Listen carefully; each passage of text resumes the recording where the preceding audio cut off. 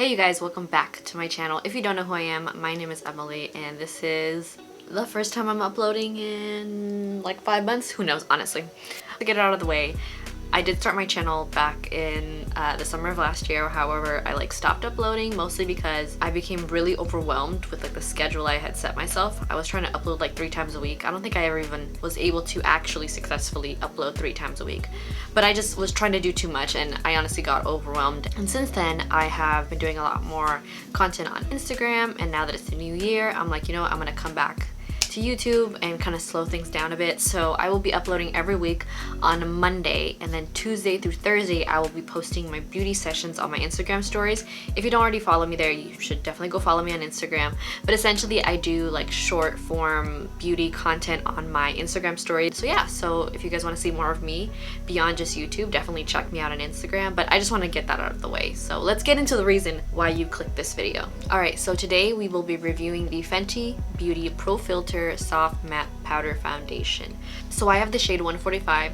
This foundation comes in 50 shades. It retails for $36 and comes with 0.32 ounces. So here's the actual packaging. You have your typical powder compact mirror right up here. You have the powder right here. If you flip this up, you have the little sponge that comes with it, with any typical powder foundation, and then you get another mirror on the inside as well. So you get your standard size mirror, and then you get this mirror that's a little bit more magnified. Like I said, this foundation comes in 50 shades. It claims to be a light as air powder foundation that gives you light to full coverage with a soft matte finish. It's vegan, gluten-free, cruelty-free. It also claims to deliver a non-cakey blurred finish with no flashback. The buildable light to full coverage formulation loves to be layered without setting into fine lines or clogging the look of pores.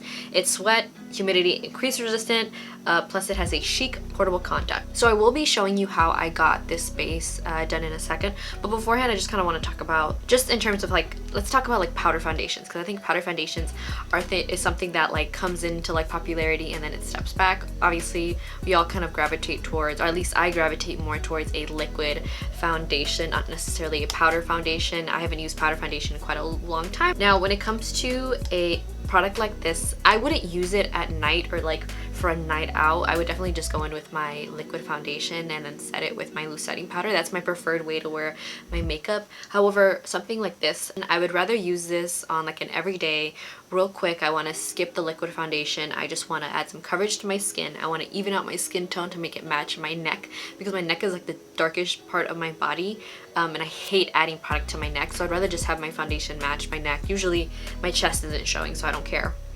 But that's essentially what I would use a product like this. Something to give a light to medium coverage.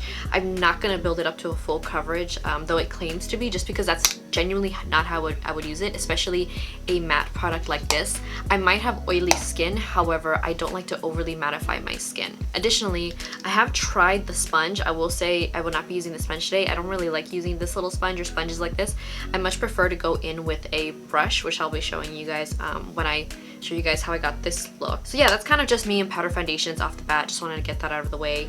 But again, if you are a fan of a powder foundation and you want to find one that actually matches your skin tone, because what I've noticed with powder foundations is that the shade ranges are often really weird or limited, this is a really nice option because you have 50 shades to choose from. Also the price point, $36, I don't think is that bad, considering you're getting a nice sturdy compact. You get a double mirror, you get the little sponge, and you get a decent amount of product. You get about 0.32 ounces. I've noticed that with some other powder foundations you'll get around 0.26 to 0.3, so you get more than the average from what I've noticed, at least comparing to other higher end brands. Alright, I'm gonna stop talking about this. Let me show you guys how I got this base. Alright, so before I get into actually applying the powder foundation, I'm actually going to go in with my concealer and all my cream products before.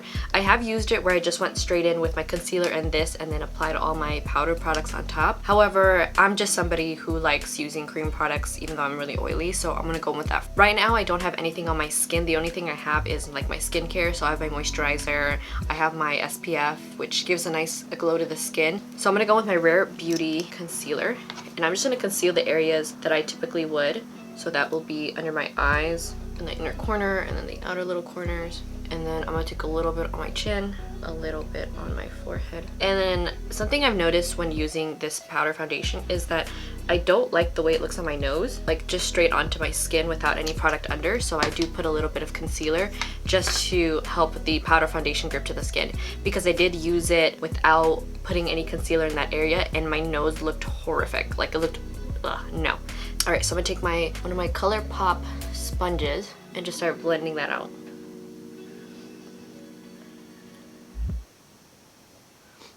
Get the inner corner. Now because I'm extra, I'm actually gonna go in with a second layer of concealer. This concealer isn't like super full coverage, it's a nice lightweight, I would say for me, medium coverage. Next I'm gonna go in with my Fenty Beauty Cream Bronzer and my e.l.f. Airbrush Stipple Brush. And as you can see, I do have some sort of pigmentation. I have a couple of acne scars, which I don't mind. Again, when I'm using a powder foundation, my goal isn't to like completely cover everything. You shouldn't be that close to my face anyway. Social distance, get back.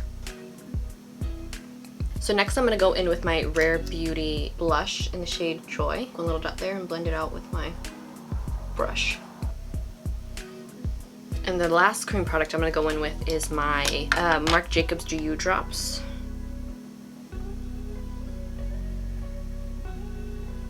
And that is our base layer for the powder foundation. So I'm gonna take my Japanesque 962 brush. This is a flat stippling brush. It does have a little bit of give to it, so it's not super stiff. I've noticed that I just like using this better than the sponge that comes with it. I actually really hate how it looks with the sponge. I really just press that in, tap off a little bit of the excess, and then I start in the areas that I don't have any product.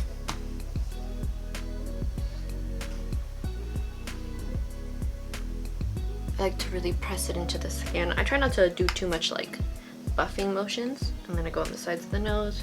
And for my under eyes, I am going to take my sponge and actually go straight into the powder. I do this because I suffer from a lot of like under eye creases, and throughout the day they become really apparent if I don't set my under eyes correctly. And as much as I want to go in with my loose setting powder, like my Fenty one that I love to use, I feel like that defeats the purpose of using a powder foundation. The purpose for me for using a powder foundation is to cut two products into one, the foundation and my setting powder.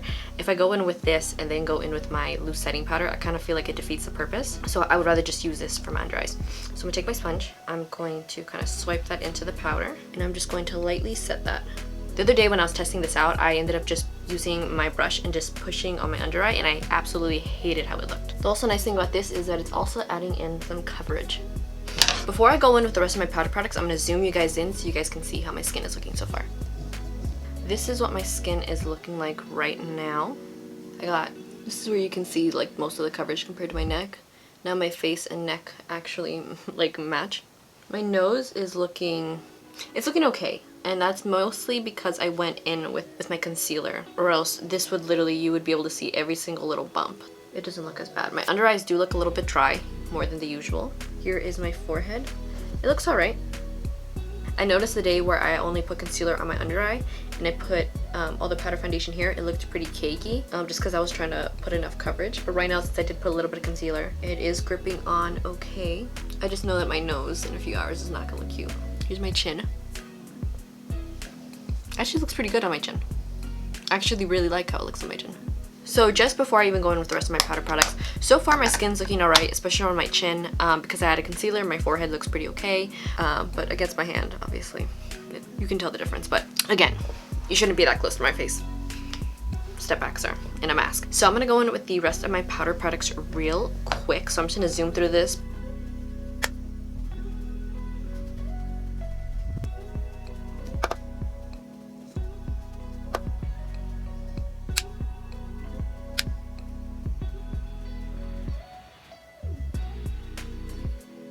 So that's all my powder products on top of the powder foundation. I'm gonna zoom you guys in one more time to kind of show you guys. Then I'm gonna finish off the rest of my makeup and we'll, you know, wrap things up. As you can see, you can still see my moles through. So it's not like a super full coverage. It's pretty light right now. It should be the thumbnail. Anyway, so far everything looks all right. My cheeks look alright. Again, you can see all of my like discoloration or acne scars and things like that. So I don't really have a problem with that because I have acne. That's fine. Alright, so I'm gonna finish up the rest of my makeup and then I'll be right back. Alright you guys, so this is the finished look.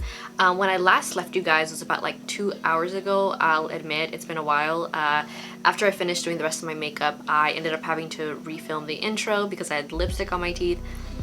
And then I had to charge my battery, and then I somehow busted my lip while trying to remove the color I had originally because I didn't like it, and then it was bleeding, and so I had to wait till that subsided, and so it's been like 2 hours.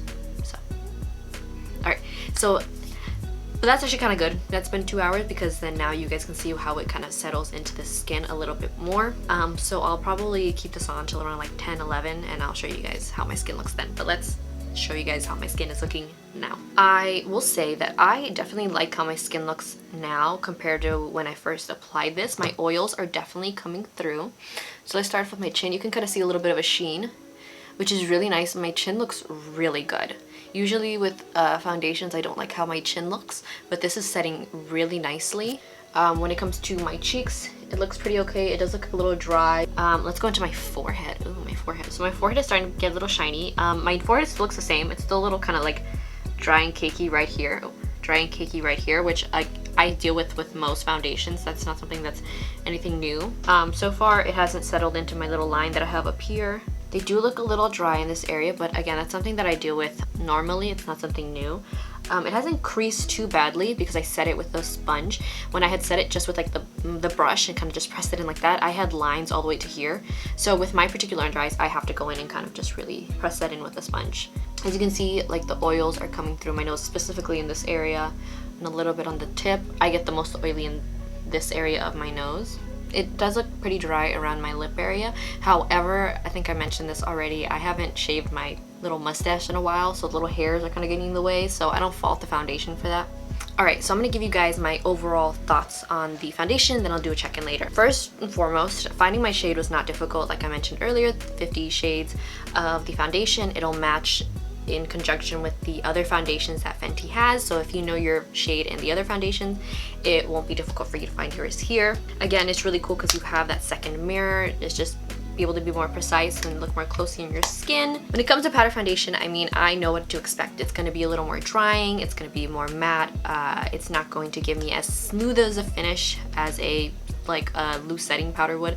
I love the Fenty loose setting powder. It's like my favorite one. But when it comes to a powder foundation, I expect my skin to look a little dry. Knowing that, that's the reason I wouldn't go in with a kind of a heavy hand. I wouldn't want a full coverage with this, just because of how convenient it is, and I know that it's very matte. It's just be easier just do a lighter coverage for the everyday.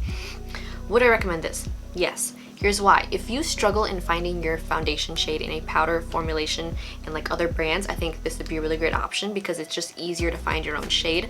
I've noticed that a lot of other brands with powder foundations, their shade range is really lacking and there's not that many shades to choose from, especially on the deeper and darker spectrum. So again, Fenty is obviously a great option if you're somebody who struggles to find the right shade, the right undertone. I will say though, this isn't anything like revolutionary. It's a powder foundation. Like it is what it is. So the claims it gives are like the ones that probably any powder foundation would give. So it's up to you if you want to spend the $36. I'm happy that I purchased this because I would love to use this probably on days where I have like a tinted moisturizer and I don't want to pull out my loose setting powder and have that flying around everywhere.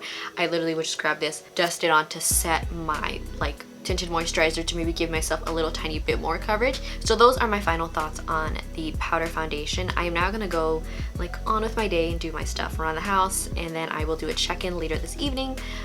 So I'll see you guys then. Alright you guys, so it is currently 11:39, 11:40, so I've been wearing this makeup for like 9-ish hours. So this is how my skin is looking. As you can see, I am pretty oily, especially on my forehead. However, the foundation doesn't look like it's broken up. On the sides of my nose, it's gonna look really bad because of my glasses. So that doesn't count. My nose is pretty oily, as you can see. My cheeks isn't glowing. The foundation has broken up a little bit around my nose. My cheeks still look pretty okay. It does look a little splotchy. My chin, it's pretty much disappeared all in this area. I did eat some like greasy food, so don't blame it, but alright, I'm to see if I can do this successfully. So I'm gonna take the powder, take that same brush, and kind of just place it around the areas where it started to break down. Just do a quick touch up, and to also mattify a little bit. Okay, so that helped with the shine. My forehead looks really good. That helped my chin a lot, and especially around my mouth. It looks pretty good. I'm actually kind of impressed. Usually when I use my regular liquid foundation and I go over it with powder, it doesn't look good. But I think it's because there's that layer of liquid, whereas it's just a layer of powder. So I'm kind of just layering it on top of itself, so it's building up really nicely. But alright, you guys, so that is my review of the Fenty Beauty Pro Filt'r Soft Matte Foundation Powder. Fenty Beauty Pro Filt'r Soft Matte Powder Foundation. There we go. So that's my review. Again, I like how my skin looks. I'm happy with it. I am not regretting my purchase of it. Did I absolutely need it in my collection? No, but I do see the convenience of it and will probably be using it from now on. I hope you guys enjoyed today's video. Please don't forget to like, subscribe, like, comment, do all that stuff. It helps out my channel, and also, you know, lets me know if you like this content or not, if you guys want me to change it up, you guys have any suggestions, please place them in the comments down below. Don't forget to follow me on all my socials. I'm on Instagram, I'm on Twitter. Alright, I think I got all that housekeeping stuff out of the way. Is there anything else? Other than that, Happy New Year, everybody. Let's try to make the best out of this one. Obviously, this one's starting off a lot more differently than last year, but we can hopefully only go up from here. And if anybody would like to hire me, I do need a job. Anyway, hope you guys enjoyed today's video, and I will see you guys on Instagram tomorrow on my beauty sessions, and I will see you guys back here next week. Bye!